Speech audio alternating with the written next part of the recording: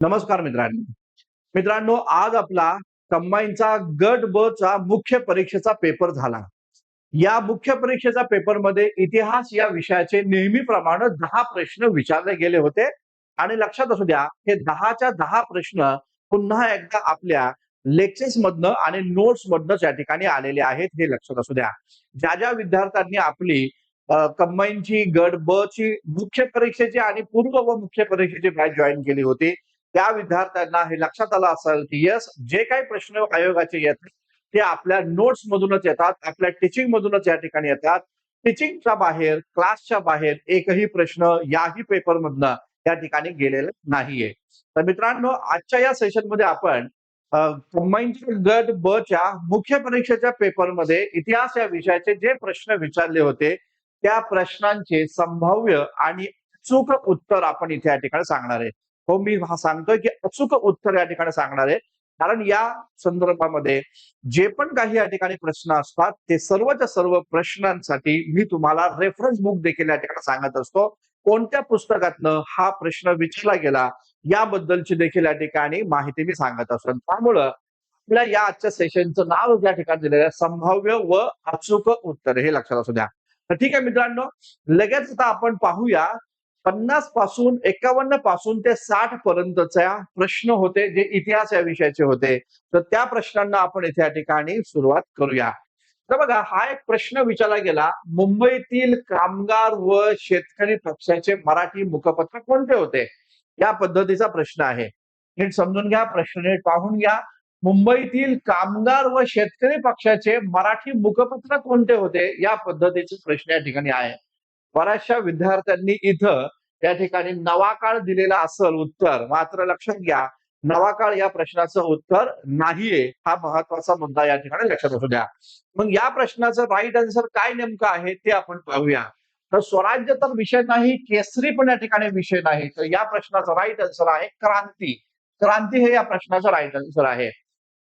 तुम्ही जर आपले बॅचेस जॉईन केले असतील तर त्या बॅच मध्ये लक्षात घ्या, ट्रेड युनियनचा एक महत्वाचा या ठिकाणी प्रश्न आहे किंवा एक महत्वाचा टॉपिक आपण शिकवला ट्रेड युनियनचा.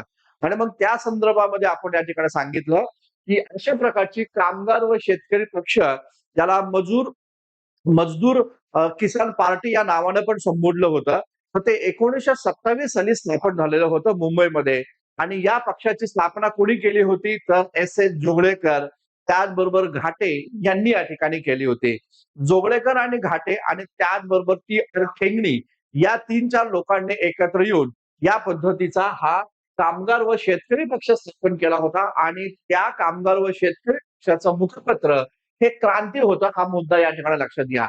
मी तुम्हाला हे पण लेक्चर्स मध्ये सांगितलं, सायमन कमिशन जेव्हा भारतात आलं होतं तेव्हा सायमन कमिशनला विरोध करण्यासाठी या संघटनेनं 50,000 कामगारांचा एक मोर्चा हा सायमनच्या विरोधामध्ये मुंबईमध्ये काढला होता. तर या पद्धतीचा प्रश्न, याला जवळपास 100 वर्ष पूर्ण झाले आहेत या संघटनेला, कारण 1927 ची संघटना, म्हणून हा प्रश्न विचारला गेला. ठीक आहे, चला दुसरा प्रश्न बघा. कोल्हापूरच्या छत्रपती शाहू महाराजांनी खालीलपैकी कोणत्या समाजाला नवसंजीवनी दिली? काय दिलेलं आहे? नवसंजीवनी दिली. असा प्रश्न विचारलाय का, की शाहू महाराज कोणत्या संघटनेचे अध्यक्ष आहेत असं वगैरे, किंवा शाहू महाराज कोणत्या संघटनेचे सदस्य होते असा प्रश्न विचारला नाही. तो विचारलेला आहे की कोणत्या संघटनेला या ठिकाणी शाहू महाराजांनी नवसंजीवनी दिली. नवसंजीवनी म्हणजे त्या संघटन जे मृतप्राय झालं होतं त्या संघटनेला पुनर्जीवित करण्याचं काम शाहू महाराजांनी केलं. तर बघा, समता समाज, आता समता समाज हे जर आपण पाहिलं, बाबासाहेब आंबेडकरांचं संघटन आहे, जे आपल्याला पाहायला भेटतं. समाज समता संघ या नावाचं, जे 1927 ला स्थापन झालं. तर शाहू महाराजांचं निधन कधी झालं, तर 1922 साली झालेलं आहे. त्यामुळे हा तर विषय नाही.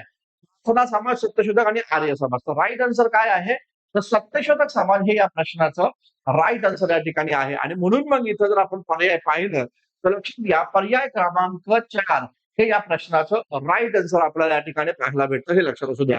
कारण इथं जर आपण पाहिलं की सत्यशोधक समाज हा हे संघटन महात्मा ज्योतिराव फुल्यांच्या निधनानंतर आणि त्यानंतर सावित्रीबाई फुल्यांच्या निधनानंतर, तर हे मृतप्राय जवळपास झालं होतं 1900च्या दशकामध्ये.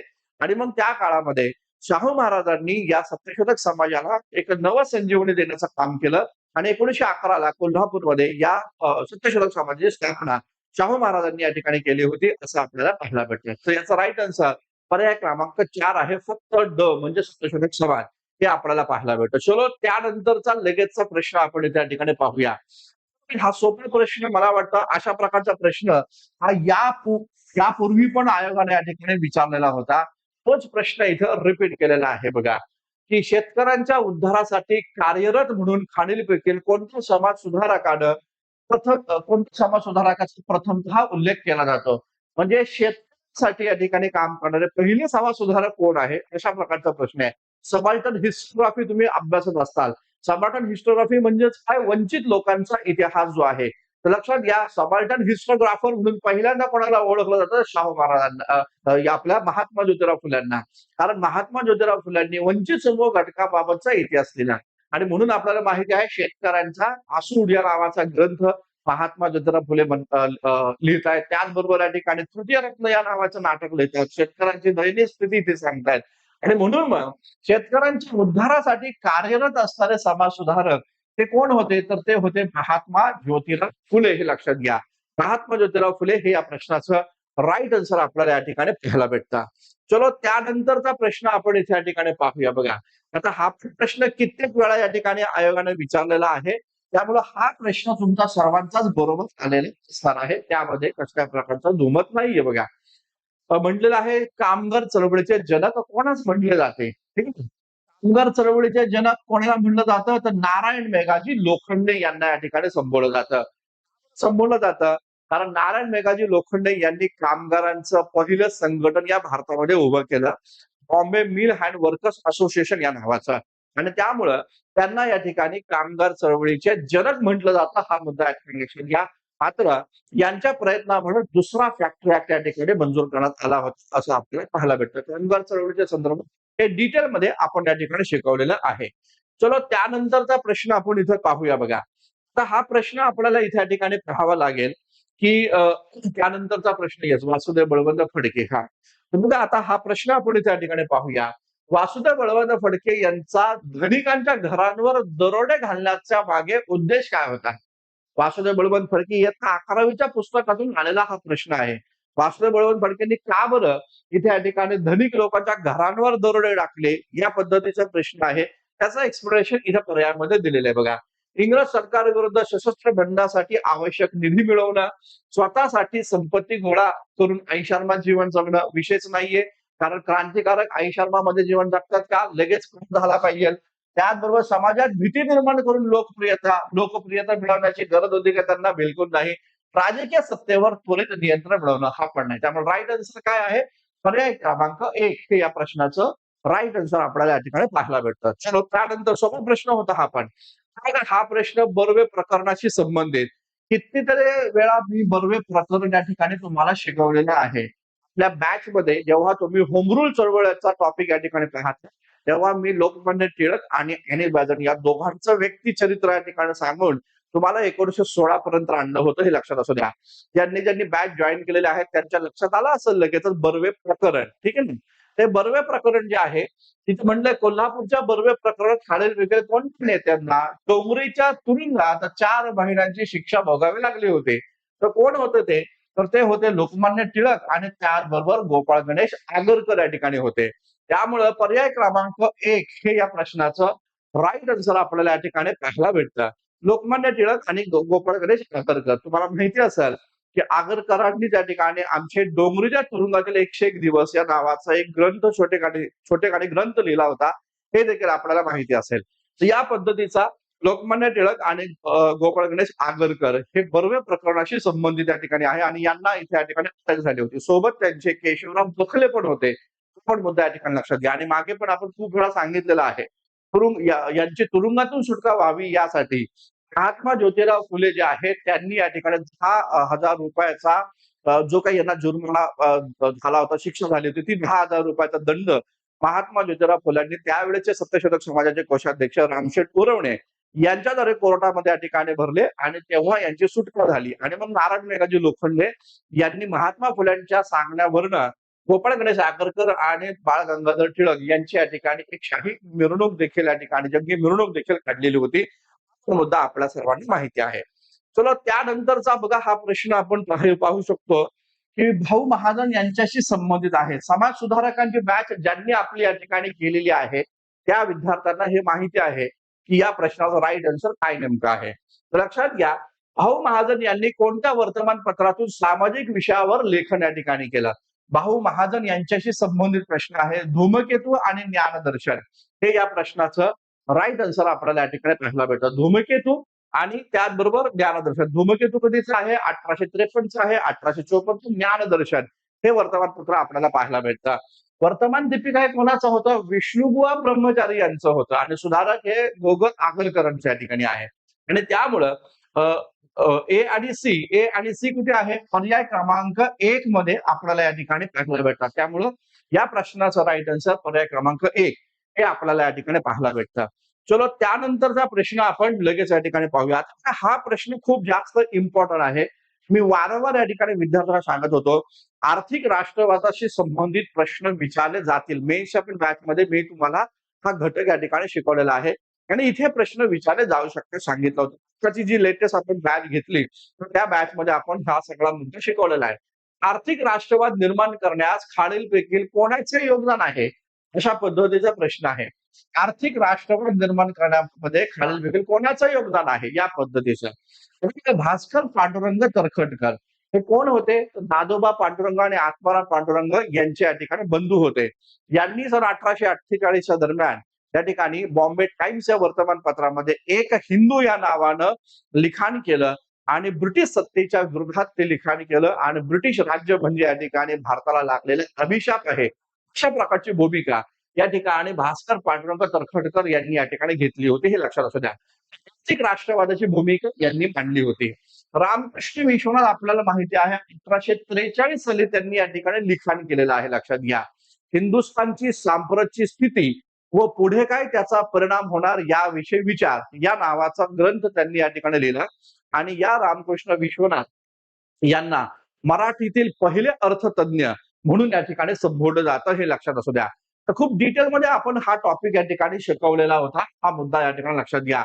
महादेव गोविंद रानडे जर आपण इथं पाहिलं तर यस महादेव गोविंद रानडे यांनी एसे ऑन इंडियन इकॉनॉमी या नावाचा ग्रंथ लिहिला होता आणि या ग्रंथाच्या माध्यमातून त्यांनी त्या ठिकाणी ब्रिटिश सत्तेच्या विरोधात लिखाण केलं आणि खास करून त्यांनी सांगितलं की ब्रिटिश लोक भारतातून जो काही मोठ्या प्रमाणावर या ठिकाणी पैसा हा आपल्या मायदेशी नेत आहे तो एक प्रकारची भारतातून वसूल केलेली खंडणी आहे. अशा प्रकारची भूमिका या ठिकाणी मांडलेली होती रानड्यांनी आणि त्यामुळं इथं जर आपण या ठिकाणी पाहिलं ए बी आणि टी इथे कुठे दिसतात एका पर्यायामध्ये ए बी डी नाहीये आणि मग यामध्ये आपण घेऊ शकतो भाऊ महाजन. आता भाऊ महाजन यांनी काय केलं तर भाऊ महाजन यांनी पण आर्थिक राष्ट्रवादाची भूमिका आपल्या वर्तमानपत्राच्या माध्यमातून या ठिकाणी मांडलेली आहे आणि ब्रिटिश संपत्तीचं जे निस्सारण या ठिकाणी होत आहे त्या संदर्भामध्ये पण यांनी चर्चा घडवून आणलेली आहे. त्यामुळे लक्षात घ्या या प्रश्नाचं right answer A B C D हे या ठिकाणी आहे. अशा प्रकारचे हा महत्वाचा मुद्दा आपण या ठिकाणी लक्षात ठेवा. आर्थिक राष्ट्रवाद निर्माण करण्यास खालीलपैकी कोणाचं योगदान? या चारही लोकांचं योगदान इथे या ठिकाणी राहिलेलं आहे. हा मुद्दा या ठिकाणी लक्षात घ्या. 58वा प्रश्न आपण पाहिला. आता यानंतरचा पुढचा प्रश्न जो आहे तो आपण पाहूया. जोड्या लावा. आता बघा हा खूप तसा पाहिला तर या ठिकाणी विचार करणारा प्रश्न आहे. मात्र थोडासा जर विचार योग्य पद्धतीने आपण केला तर याचं राईट आन्सर लवकरच या ठिकाणी निघू शकते. हे लक्षात घ्या. काय नेमकं आहे बघा. आता मेन्सला जे प्रश्न येतात ना हे आयडिओलॉजी बेस यायला लागले. त्यामुळे लक्षात ठेवा की तुम्ही जर का हा वन लाईनर प्रश्नचं पुस्तक वाचत असाल ते बंद करा. आयडिओलॉजी बेस प्रश्न या ठिकाणी यायला लागलेत गट ब च्या पेपरमध्ये पण. हे लक्षात घ्या.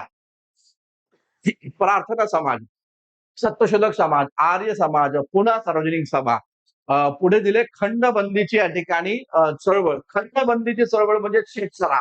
खंड म्हणजे शेतसरा हे लक्षात घ्या. तर शेतसरा बंद करण्याची चळवळ या ठिकाणी आखली.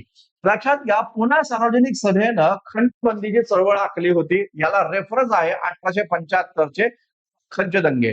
1875 चे खंच दंगे झाले तेव्हा शेतकऱ्यांनी या ठिकाणी सरकारला टॅक्स देऊ नये या संदर्भामध्ये पुन्हा सार्वजनिक सभेनं विशेष काम केलं. त्यामध्ये या ठिकाणी न्यायमूर्ती रानडे यांची महत्वाची भूमिका ही या ठिकाणी राहिली होती. हा आपल्याला मुद्दा आपल्याला पाहायला भेटतो. इथं म्हटलं बघा आर्य महिला समाज. बघा आर्य महिला समाज तर प्रार्थना समाजाचे जे कार्यकर्ते होते त्यांनी आर्य महिला समाजाची स्थापना करण्यात पंडिता रमाबाई यांना विशेष महत्वाचं योगदान या ठिकाणी दिलेलं आहे. मग त्यामध्ये न्यायमूर्ती के.टी. तिलक आहे, डी. भांडारकर या ठिकाणी आहे, न्यायमूर्ती रानडे देखील या ठिकाणी आहे. तर या सर्वांनी एकत्र येऊन पंडिता रमाबाईंच्या माध्यमातून आर्य महिला समाजाची स्थापना केली. हा पीवायक्यू आहे, लक्षात घ्या. मी आता नुकतीच पीवायक्यूची बॅच या ठिकाणी अनाउन्स केलेली आहे. ज्याकडून विद्यार्थ्यांना पीवायक्यूची बॅच ₹199 आहे फक्त. तर ज्यांना ही बॅच जॉईन करायची असेल पीवायक्यूची, त्यांनी जरूर जॉईन करा. कारण पीवायक्यू मधनं प्रश्न येतात. एकदा प्रश्न असा विचारला होता, सप्तशतक समाजाचे बालेकिल्ले कोणते होते? जर का तुम्ही ती बॅच केली असेल किंवा पीवायक्यू जर पाहिलं असेल, तुम्हाला लक्षात येईल की मी खरं बोलतोय. तर असा प्रश्न आला होता बघा, की सप्तशतक समाजाचे बालेकिल्ले कोणते होते? तर लक्षात घ्या, सातारा आणि कोल्हापूर. इथे बालेकिल्ले नाही म्हणलं, प्रभावाची केंद्र म्हणलेलं आहे. तर सप्तशतक समाजाचं प्रभावाचं केंद्र कुठे आहे? कोल्हापूर आणि सातारा ही प्रभावाची केंद्र या ठिकाणी आहे. आणि आर्य समाजानं कोल्हापूर येथे उच्च शिक्षणासाठी महाविद्यालय सुरू केलं होतं. हे लक्षात असू द्या. हे सगळं नोट्स मध्ये आहे बरं का आपल्या, हे लक्षात घ्या. आपलं आत्ताचं लेक्चर झालं ना, की लगेच आपण आपल्या टेलिग्रामवर त्या प्रश्नांची राईट आन्सर पण देतो तुम्हाला. आणि आपल्या प्रश्न कसे हे प्रश्न या ठिकाणी विचारले गेले, नोट्स मधनं कसे प्रश्न आले, त्याचा सगळा संदर्भ पण मी या ठिकाणी देतो. आपलं लक्षात घ्या की एकच सूत्र आहे की यस, मी जे शिकवतो ते कंटेंट बेस, ते परीक्षाभिमुख आहे. आणि आपल्या लेक्चर मधनं, आपल्या नोट्स मधनं आयोगाचा एकही प्रश्न बाहेर जात नाही, हे लक्षात असू द्या. ठीक आहे. तर या पद्धतीने आता बघा, राईट आन्सर काय? प्रार्थना समाज, आर्य महिला समाज. प्रार्थना समाज एच काय आहे इथं जर आपण पाहिलं, अशा पद्धतीचे आता द्यायला लागले. त्यामुळं काय होतं की या पद्धतीचे जर प्रश्न उत्तर द्यायला सांगितलं, थोडंसं कन्फ्युजन होतं, कारण वेळेचा अभाव आहे. त्यामुळे बघा, सप्तशतक कोल्हापूर, त्याचबरोबर आर्य आर्य समाज कोल्हापूर येथे उच्च शिक्षण, पुन्हा सार्वजनिक सभा, ते म्हणजे खंडबंद चळवळ. पर्याय क्रमांक 1 हे या प्रश्नाचं राईट आन्सर या ठिकाणी आपल्याला पाहायला भेटतं. आता हा खतरनाक प्रश्न या ठिकाणी आहे. तो प्रश्न एकदा पाहून घ्या. अ, अ, जर थोडंसं लॉजिक लावलं तर हा प्रश्न पण या ठिकाणी सॉल्व्ह करणं काही कठीण नाहीये, हे लक्षात घ्या. जर लॉजिक लावलं तर या ठिकाणी हा प्रश्न सहजरित्या या ठिकाणी सॉल्व्ह होणारा प्रश्न आहे. आता बघा, इथं म्हटलं अस्पृश्यांची कैफियत या ग्रंथाशी संबंधित खालीलपैकी कोणते विवरण योग्य आहे? अस्पृश्यांची कैफियत याबाबत हा प्रश्न या ठिकाणी आहे. तर महात्मा फुले यांनी अस्पृश्यांची कैफियत ही पुस्तिका लिहिली, एकदम बरोबर आहे. महात्मा ज्योतिराव फुल्यांच्या ग्रंथसंपदेमध्ये अस्पृश्यांची कैफियतचा समावेश होतो. महात्मा ज्योतिराव फुल्यांवर पहिलं चरित्र लिहिणारे होते पंढरीनाथ पाटील. त्या पंढरीनाथ पाटील यांनी महात्मा ज्योतिराव फुल्यांच्या ग्रंथसंपदामध्ये या ठिकाणी अस्पृश्यांच्या कैफियतचा समावेश केलेला आहे, हे लक्षात घ्या. आणि मग पुढे महाराष्ट्र सरकारनं महात्मा फुल्यांचं जे वाङ्मय, समग्र वाङ्मय या ठिकाणी आणलं, त्याच्यामध्ये देखील अस्पृश्यांच्या कैफियतचं जो फुल्यांनी लिखाण केलेलं होतं ते इथे या ठिकाणी अंतर्भूत केलेलं आहे. यामध्ये अस्पृश्यांच्या अत्याचाराची कथा आहे, एकदम बरोबर आहे. अस्पृश्यांची कैफियत, कैफियत म्हणजे कहाणी. अस्पृश्यांची कैफियत मध्ये कोणाचं असणार आहे? अस्पृश्यांची तिथे या ठिकाणी कथा असणार आहे. त्याचबरोबर महात्मा फुले यांनी राणी व्हिक्टोरियाकडे अस्पृश्यांची कैफियत मांडली, एकदम बरोबर आहे, लक्षात घ्या. जर याचा रेफरन्स जर तुम्ही पाहिला त्या ठिकाणी आपल्याला दिसून येतं की हो, अस्पृश्यांच्या कैफियत बाबत महात्मा फुल्यांनी राणी व्हिक्टोरियाकडे या ठिकाणी यांची जो काही प्रश्न आहे, यांची जी काही व्यथा आहे ती या ठिकाणी मांडलेली आहे. महात्मा फुले म्हणजे तो ग्रंथ असा आहे की महात्मा फुले जणू राणी व्हिक्टोरियाला या ठिकाणी अस्पृश्यांवर अस्पृश्य होण्याची वेळ का आली, कशामुळे आली, याबद्दल या ठिकाणी ते सांगतायत, हे लक्षात घ्या. आणि आता यामध्ये चौथा घटक जर आपण पाहिला, इथे काय म्हटलं बघा, या कैफियतीत अस्पृश्यांवरील अन्यायास जबाबदार ब्रिटिश अधिकारीच आहे, ब्रिटिश अधिकारीच आहे, असं राणी व्हिक्टोरियांना त्यांनी सांगितलं. आता लक्षात घ्या, महात्मा ज्योतिराव फुल्यांचा स्टँड जर आपण पाहिला, आयडिओलॉजिकल स्टँड जर आपण पाहिला, तर फुले कोणाला दोष देत आहेत भारतीय समाजाच्या अधोगतीसाठी? इंग्रजांना नाही दोष देत, तर ते दोष देत आहेत आर्यांना. आर्य विदेशातून भारतामध्ये आलेले आहेत, ते खैबर खिंडीतून आलेले आहेत आणि भारतीय लोकांवर त्यांनी अन्याय केलेला आहे. आणि फुले या ठिकाणी मूळ निवासी संकल्पना या ठिकाणी मांडतात. ते म्हणतात की आर्य हे विदेशी आहेत आणि या देशातील लोक जे आहे ते या ठिकाणी कोण आहे, तर ते या ठिकाणी एकच देश मूळ निवास आहे. आर्य अनार्य संघर्ष या ठिकाणी मांडलेला आहे ज्योतिराव फुलेंनी. आणि त्यामुळं या ठिकाणी अस्पृश्यांची कैफियत मध्ये ते या ठिकाणी सांगतायत की या कैफियतीत अस्पृश्यांवरील अन्यायास कोण जबाबदार आहे, तर ते म्हणतात आर्य लोक या ठिकाणी जबाबदार आहे. आर्यांनी अस्पृश्यांना या ठिकाणी त्यांची प्रताडना केलेली आहे, या प्रकारची भूमिका या ठिकाणी मांडलेली आहे, हे लक्षात घ्या. आणि त्यामुळं ड हे उत्तर नाहीये. तर आहे तर अ, ब, क म्हणजे पर्याय क्रमांक 3 हे या प्रश्नाचं राईट आन्सर आपल्याला पाहायला भेटतं. तर अशा प्रकारे इथे या ठिकाणी हे 10 प्रश्न जे होते, हे 10 प्रश्न 51 पासून त्या ठिकाणी 60 पर्यंतचे प्रश्न हे या पेपरमध्ये इतिहास विषयाशी संबंधित या ठिकाणी आहे. यामध्ये 10 प्रश्न बरोबर येण्यास हरकत नाहीये. 20 मार्क तुम्हाला मिळाले पाहिजे हे लक्षात घ्या. आपली बॅच जर तुम्ही जॉईन केली असेल, मला जर तुम्ही फॉलो करत असाल, तर लक्षात घ्या तुम्हाला या ठिकाणी याचा फायदा नक्कीच झालेला असणार आहे. 20 पैकी 20 मार्क तुम्हाला इथे या ठिकाणी मिळालेले असणार आहेत. तर मित्रांनो, अशा पद्धतीनं हे संभाव्य नाही, मी अचूक उत्तरच या ठिकाणी तुम्हाला सांगितलेले आहे. ही अचूक उत्तर आहे. एकही प्रश्न यामध्ये या ठिकाणी बदलणार नाही, वेगळं उत्तर या ठिकाणी दिलं जाणार नाही. तर या पद्धतीचे हे प्रश्न आपण इथे या ठिकाणी पाहिलेले आहेत. तर मित्रांनो, तुम्ही हे लेक्चर्स पाहिल्यानंतर तुम्हाला काय नेमकं वाटलं आणि त्याचबरोबर तुमचे खरंच 20 पैकी 20 मार्क मिळालेत का, की 18 मिळालेत, की 17 मिळालेत, त्याबद्दल तुमचा कमेंट्स मध्ये जरूर या ठिकाणी मला कळवा. तर मित्रांनो, ठीक आहे, थांबूया आज आपण. फॉलो करत राहा मला हिस्ट्री बाय संतोष चव्हाण या आपल्या युट्यूब चॅनलला, हिस्ट्री बाय संतोष चव्हाण या आपल्या टेलिग्रामला आणि हिस्ट्री बाय संतोष चव्हाण या ऍप्लिकेशनवर ज्या ज्या काही आपल्या इतिहासाशी संबंधित बॅचेस आहेत, राज्यसेवा डिस्क्रिप्टिव्ह, त्याचबरोबर कंबाईनच्या ऑब्जेक्टिव्ह बॅचेस ज्या आहेत, त्या सर्व तुम्ही या ठिकाणी जॉईन करू शकता. नुकत्याच नव्यानं बॅचेस देखील या ठिकाणी सुरू आहे. समाज सुधारकाची बॅच आहे, कंबाईनची बॅच आहे, त्याचबरोबर या ठिकाणी पीवायक्यू बॅच नुकतीच सुरू झालेली आहे. तर मित्रांनो, थांबूया आपण. धन्यवाद. Thank you very much.